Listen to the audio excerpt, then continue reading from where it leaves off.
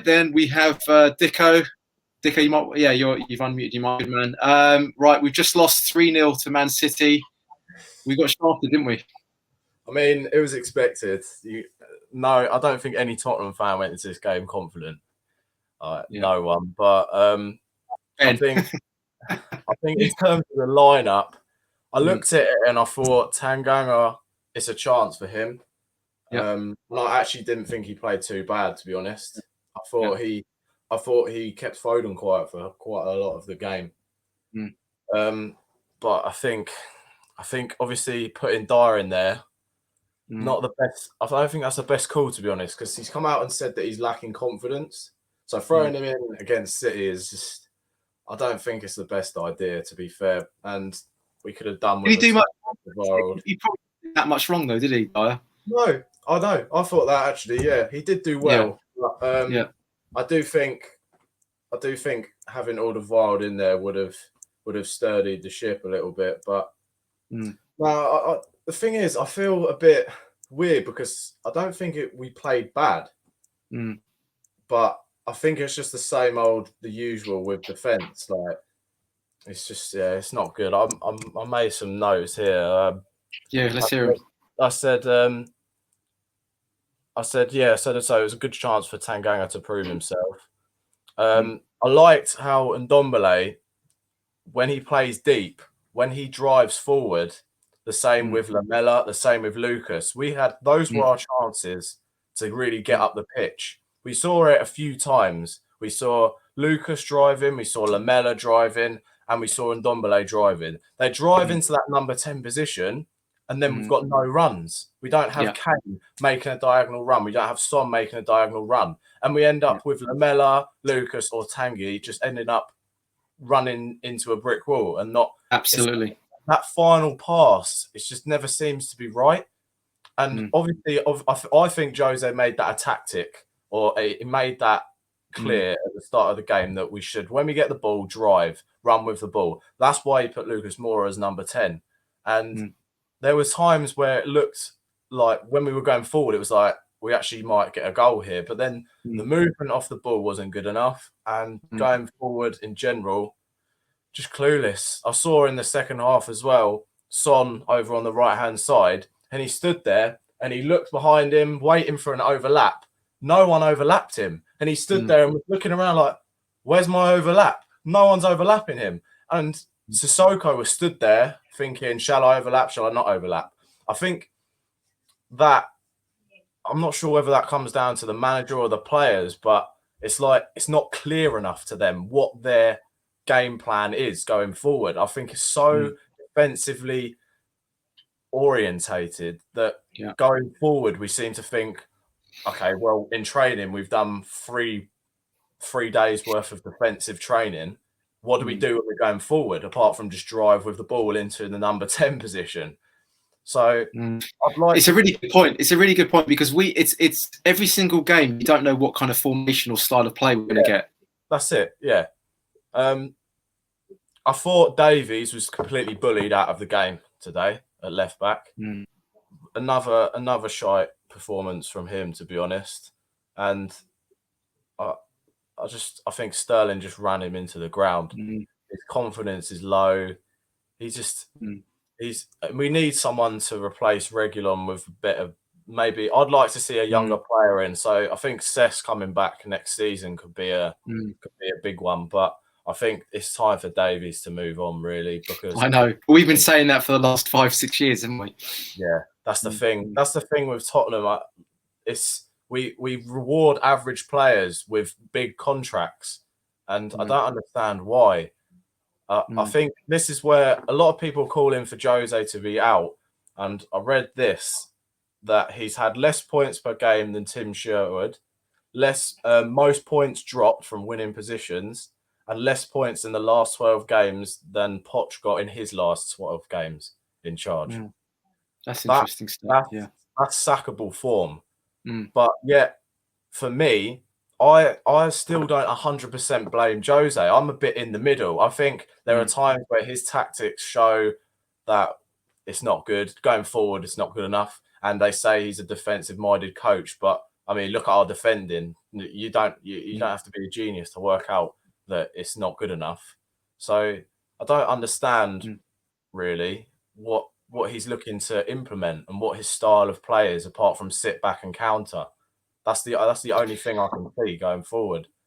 But it's weird though. Every time Jose sets up a team, it's like a different back line, isn't it? We had a back five, then we had a back four, and then it's like Dyer, and then it's like Rodon, and then it's Sanchez, and it's Dyer again, and then it's Alderweireld. You know, it's like he doesn't. It feels as though he's still experimenting with what his best team is. Yeah, that's it. Like, I think that's why, for me personally, I think he needs to be given a bit more time, because he's still sort of getting used to who's his best team, who his most reliable players are, and so far the players are proving to him that they're not reliable. So I can't put the blame fully on Jose. This is the thing. I'd say we do need a massive clear out of bang average players at the club. They seem to stick around the club and do nothing for 5 or 6 years, or give average performances with maybe 1 or 2 decent things a season. But if we want to build this big stadium, and be like a top club, an elite club in Europe, why are we still employing people like Dyer, who are going to be? He's not even a centre back. He came as a defensive midfielder. Davies, he came from Swansea, and since then, I think in a North London derby, he put a decent cross into Harry Kane once.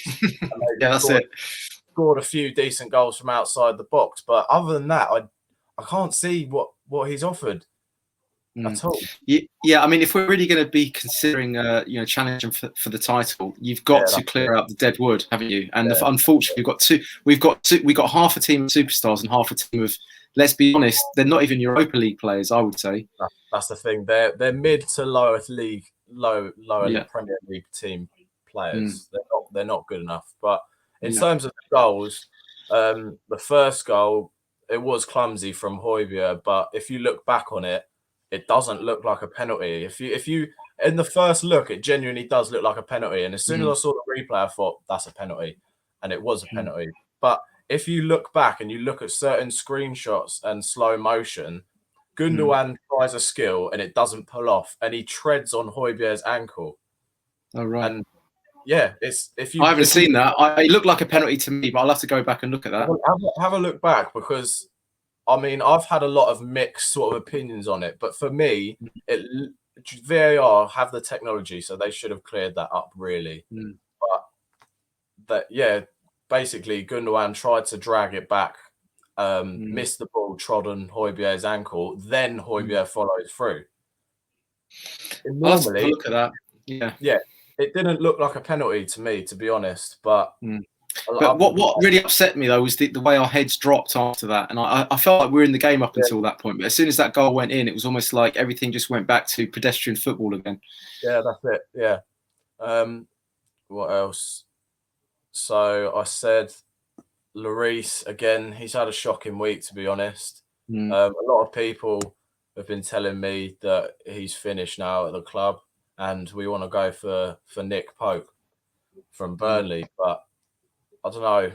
He's not. The thing is, for a keeper, they should be going up to 36, 38 years old. So I think he has got another season or two of him, but it's the same old Lloris, makes the same mistakes. He's a shot stopper, good reflexes, but when it comes down to big moments, he continues to make the same mistakes.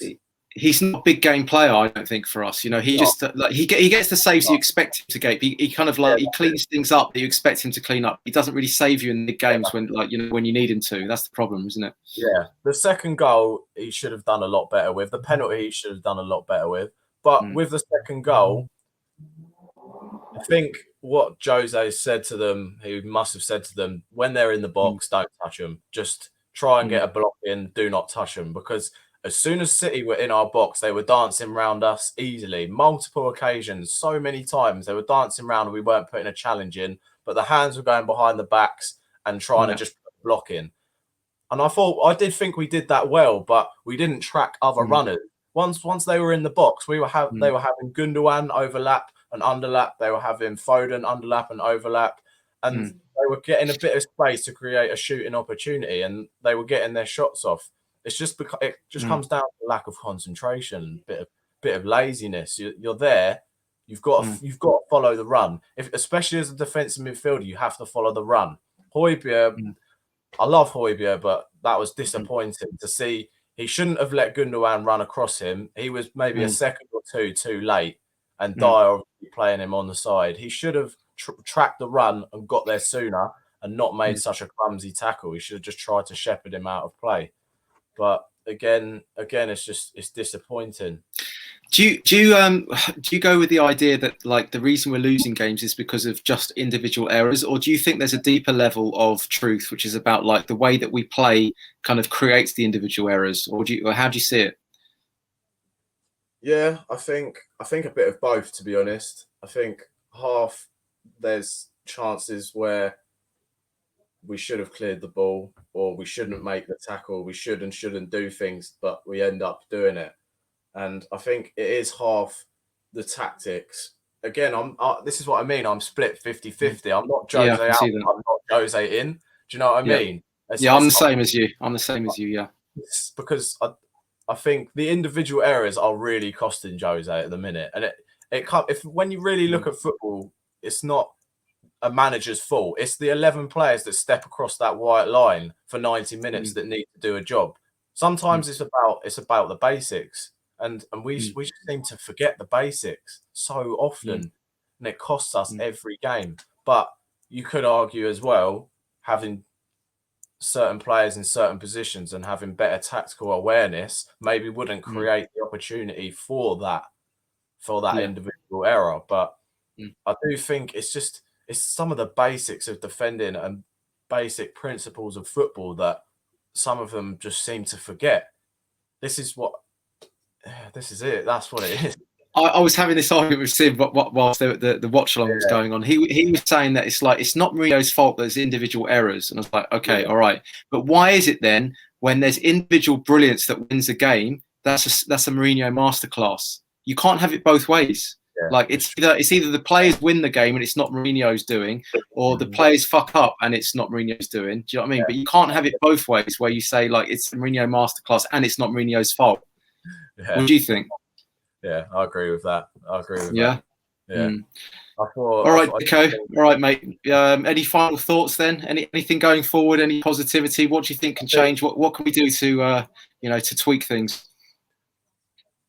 I think we have to get rid of them. Get rid of half the squad. It's easy to say that, but I do think we have to wait. We have to wait and see what comes down in the summer and where we finish in the league, because it could be massive for Spurs this year. Like if we don't get even Europa League, Kane, there's a video come out of him, like a rewind of him in 2017 saying, if I don't have a trophy by 2020, I'm going to be disappointed.